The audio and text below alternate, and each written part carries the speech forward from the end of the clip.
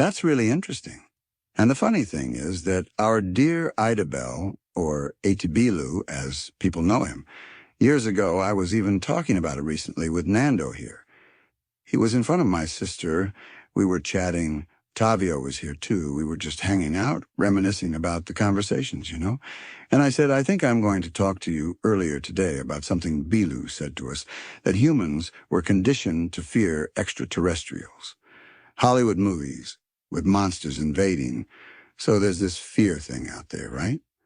Then there's the fallen angel crowd saying they're demons and whatnot, all that craziness. So he said people were conditioned to have this fear, but they're not afraid of lights in the sky. This has been going on for years, folks.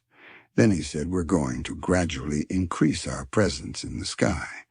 That's what we remembered. But then I went to listen to the audio, since I have all the audios. I went to listen. I searched and searched. It was a pain because it's a mess to find things, but I found it and listened to the whole conversation.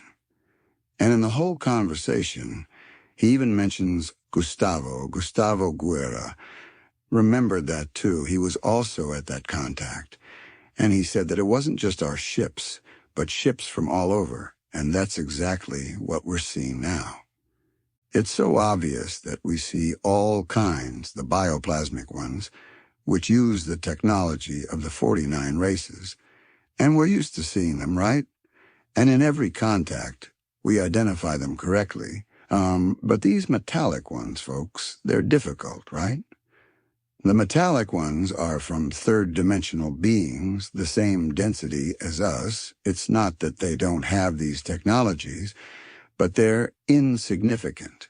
That's how Bilu likes to say it, not comparable to the technology of the 49 races, except for beings from Gemus, who have a technology, even though they are third-dimensional beings with the same density as us. They are infiltrated around the world. We've talked about this several times, including here, I think, haven't we? Their ships look like the bioplasmic ships of the 49 races, not because the Gemus beings have a very advanced technology, far superior to the Anunnaki, Gray, and all those other metallic ones, and others too, folks. So possible neighbors of ours beyond the edge, right? Because there are other continents with other types of beings there.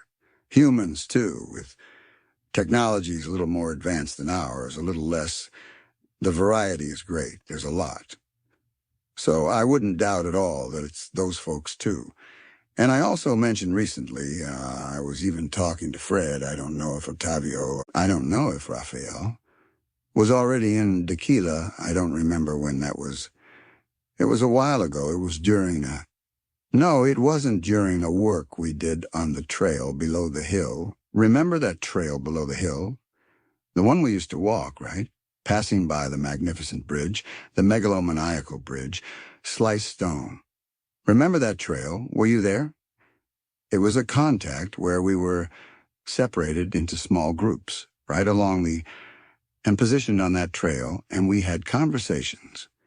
Each group with different beings that were not from the 49 races. They were not from the 49 races.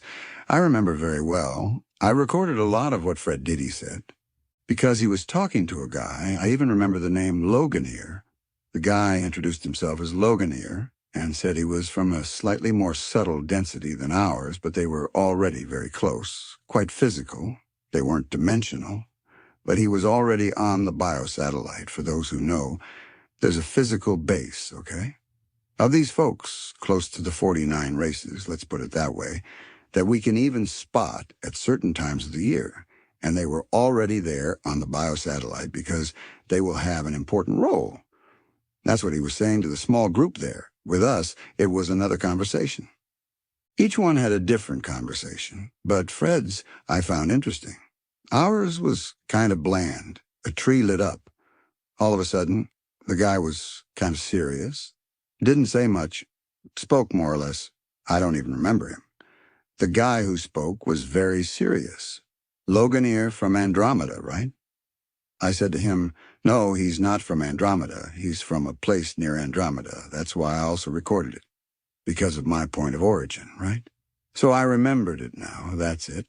He also spoke to us in the group. Are you in Fred's group? No, he spoke to us in another group, Loganeer, because we asked, what about Loganeer from Andromeda, right? On that day, right? Yeah, because Fred already knew, right? He says so he was speculating there, right? No, a base in Andromeda, he said. No, we're from a place near Andromeda. He even gave me the recording. I listened to the recording. They talked about a base. They were partners of the 49 races, and were not part of the 49 races. They were not part of the 49 races. Physical, a little slightly, but subtle. Just a little, right? And that they were already on the biosatellite. They were there for a first conversation. And that they would have a very important role at a certain moment in this transition that has already begun, precisely because they are much closer to our density. They can interact physically with ease, and they would have a very important role, giving support, assistance. They didn't say what they would do, but there were several races there already, ready on the biosatellite. They were already observing everything. It's not that they would have this role, so, well, it's a deduction, isn't it? I come to this deduction that what we are seeing is precisely that. The ships of the 49 races mixed in with ships from beings from various places, and also now, one in August, folks. It's what I always say. Emphasize. Let's be careful with words because, unfortunately, there has been a lot of distortion of many things we say. Oh, Felipao said this. No, it's distorted. Listen. And then it's already passed on distorted. Let's go. It's my opinion, an opinion. I believe that possibly these drones, as we are talking about, I think there are some around there. That's an impression I have, that there are some Anunnaki drones there already, keeping an eye on things, seeing how the garden they left here is doing, the people who are arriving in Nibiru, because Nibiru a few years ago was already at a 23-degree elevation in the sky. It must be higher now, since it will pass 90 degrees overhead. We don't know what it is. It's not the Anunnaki's house. It's, as Bilu says, an unknown mass, a celestial body. He says it differently each time because we don't know what it is. It's a celestial body that the Anunnaki placed a base on, and they orbit among the rings. On top of this thing, they have their insignificant little ships, using Bilu's vocabulary, who says that we give too much importance to the Anunnaki, that those guys are kind of lousy in technology, obviously compared to the 49 races, with Jemus and others for sure.